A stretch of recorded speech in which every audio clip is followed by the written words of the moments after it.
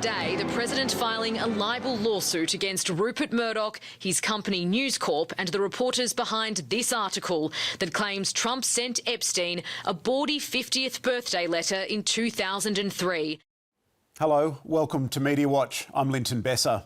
And first tonight, the vortex of intrigues and deceptions now threatening to engulf the White House as Donald Trump tries and fails to douse the flames of the Jeffrey Epstein conspiracy theory he helped to set alight.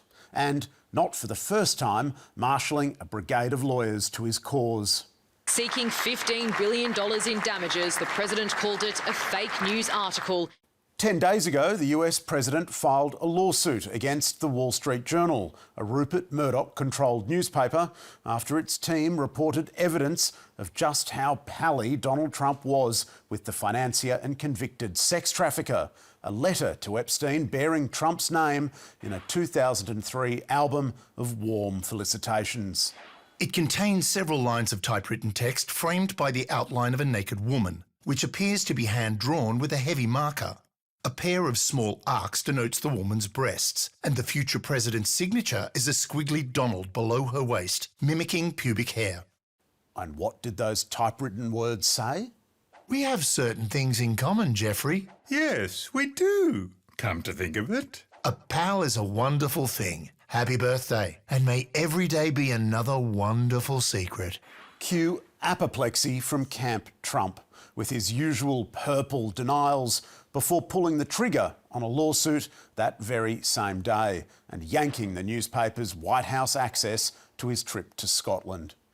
Murdoch's journal was undeterred, however, and soon after took another swing at the president. Donald Trump rode to power on the back of a MAGA obsession with deep state secrecy, whose flames he's happily fanned. Her friend or boyfriend, Epstein, was either killed or committed suicide in jail. He died in jail. Was he killed? Was it suicide? Now, the crows have come home to roost because despite the efforts of his administration and some right-wing media to distance Trump from Epstein, it's obvious to everyone with half a brain that Donald Trump was indeed an Epstein familiar, with the New York Times also reporting the album story late last week. Trump is now seeking $15 billion in damages from the Murdoch empire, marking a new twist in the on and off again affair between the two men. After years of boosting by Murdoch's Fox News, in February, the Dirty Digger was invited to play a bit part during yet another piece of Oval Office theatre. Rupert is in a class by himself. He's an amazing guy. But along the way, Murdoch's occasional distaste for Trump has surfaced in his other outlets. Trumpty Dumpty. Trump is the Republican Party's biggest loser. Donald Trump's litigation against the Wall Street Journal is far from his first foray against the press. Trump has become accustomed to handing out libel lawsuits like confetti.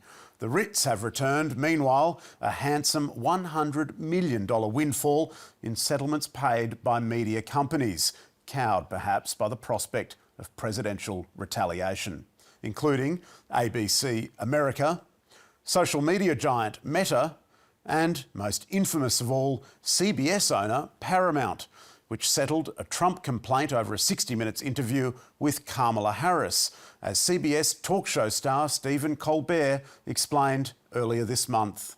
This settlement is for a nuisance lawsuit Trump filed claiming that 60 Minutes deceptively edited their interview with then-candidate Kamala Harris last fall. Paramount knows they could have easily fought it because, in their own words, the lawsuit was completely without merit. 3 days later, Colbert was opening his show like this. I want to let you know something that I found out just last night. Next year will be our last season. The network will be ending The Late Show in May. And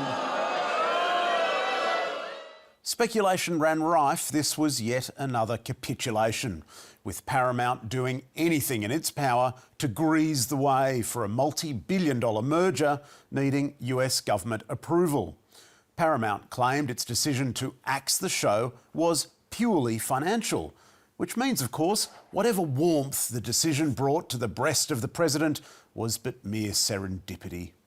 Then, Last week, lo and behold, it emerged that Paramount's betrayal of its 60 Minutes team, its payoff to Trump and its cancellation of America's #1 late-night show franchise had done little harm to its interests, the mega merger getting the rubber stamp. So, does the latest Wall Street Journal investigation mean Rupert Murdoch is making a stand for America's free press? Not everyone is convinced. If Rupert Murdoch becomes a white knight standing up to a rampantly bullying US president, the world has moved into the upside down. Which could mean Americans have to look elsewhere for a white knight. Why's my dick so small? But that's the size it is in the photo. Get this guy out of here! I'm gonna sue you! I'm gonna sue both of you! The creators of comedy cult hit South Park launching a scathing takedown of both Donald Trump and Paramount's 60 Minutes settlement, less than 24 hours after signing a multi-billion-dollar deal with, yes, Paramount, which bothered Donald Trump not one little bit. South Park and Rupert Murdoch linking arms in defiance of an increasingly authoritarian White House. What a bizarre footnote in the unravelling of the great American experiment. And now to a grim tipping point in what has become one of the defining conflicts of our time. With much of Gaza reduced to ruins, and estimates, courtesy of the Gazan Health Ministry, of 60,000 dead, including 17,000 children, the battle for food and water is now a crisis.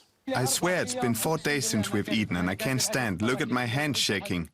2 million people fighting for the pickings, delivered by a broken and vastly inadequate aid program.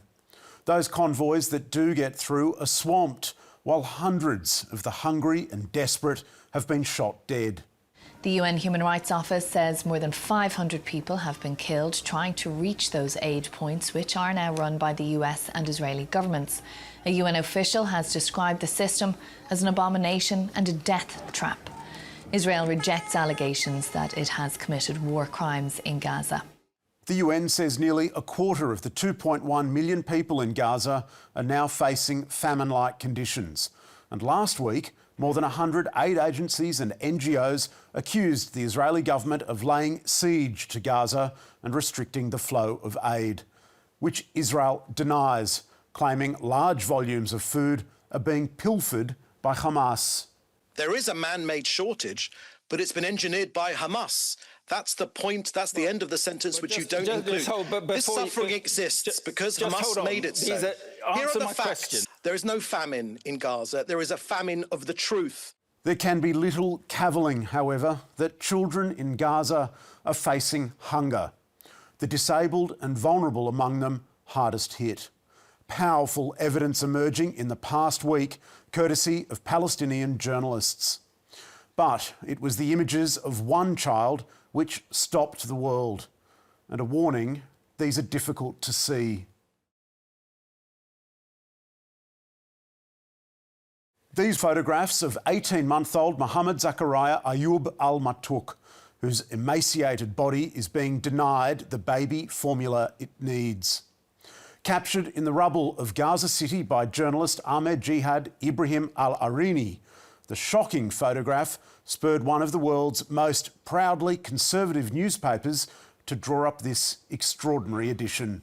For pity's sake, stop this now. And galvanised newspaper editors from Toronto to Sao Paulo to fill page one with similar scenes of agony and deprivation. Forced into famine. Don't look away. By Friday morning, Nine's, the Sydney Morning Herald and The Age were following suit. The AFR ran confronting images inside the paper on Saturday, while SBS and the ABC have run similar pictures online and on TV. We spoke to the photographer who took this harrowing image. I saw the tent of the family and went inside to start taking pictures. It was an incredibly difficult environment in every sense. The woman in the photo is a widow. She lost her husband in the war. She's trying to raise her 2 children alone. The war has deprived them of everything. The BBC's international editor, Jeremy Bowen, using a Palestinian freelancer, tracked down the boy's mother, Hadaya al-Mutawi. His name is Mohammed, he's 18 months old, and he weighs 6 kilos. He can't stand up on his feet or sit because of the fatigue. We can't get baby formula for Mo because the prices are too high. I go from one hospital to another trying to get him formula. There are now also urgent concerns for the people behind the lens. On Friday, Agence France Presse, the Associated Press, the BBC and Reuters warned their journalists were facing the threat of starvation. One of the ABC's own freelancers losing the ability to operate his camera. And Alarini told us he's not immune from the bleak realities either. I fainted 3 times while taking photos due to hunger and thirst. We lost our home, we're displaced, and the children cry constantly from hunger. The displacement, the fight for survival, and the struggle between life and death experienced by the people here are beyond imagination. The Sydney Morning Herald's veteran conflict photographer Kate Geraghty told us, There are moments in history when an image is so powerful that it can affect change and sometimes end wars. The images taken by the incredibly brave Palestinian photographers of children starving in Gaza are such images. so consequential the work of these photographers.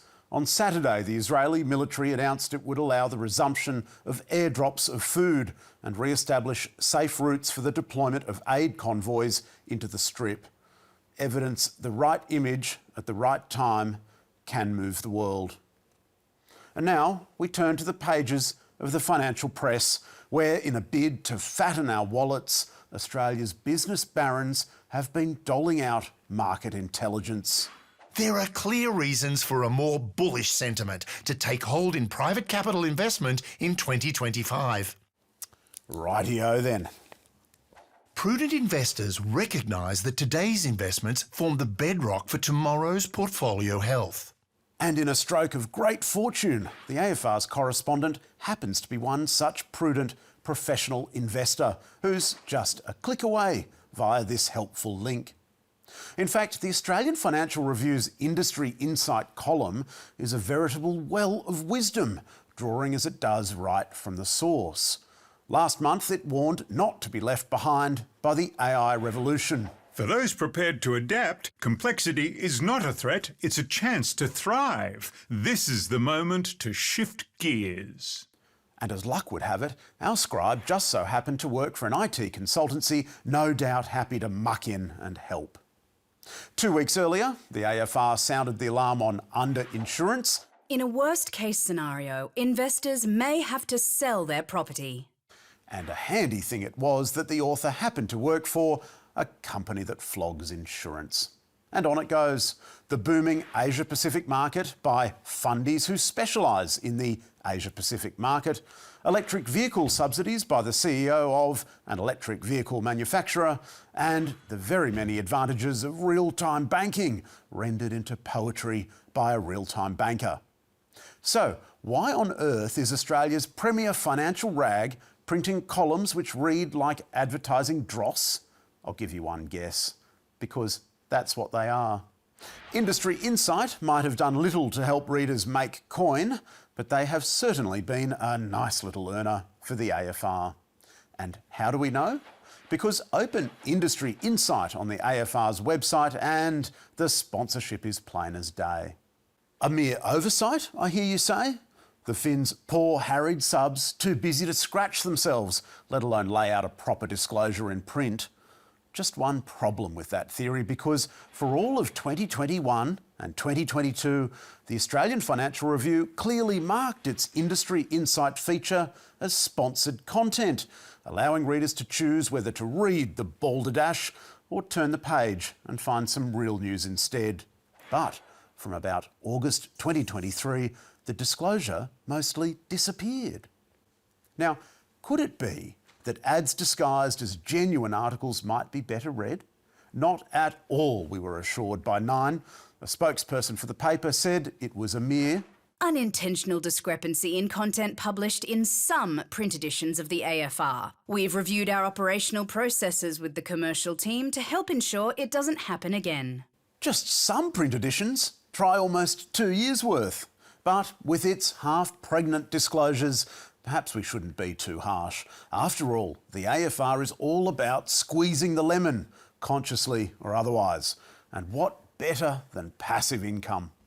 And that's all from us tonight. Be sure to check us out on ABC iView as well as X, YouTube and Facebook. You can find full statements on our website, and don't forget to send us your tips. I'll see you next week.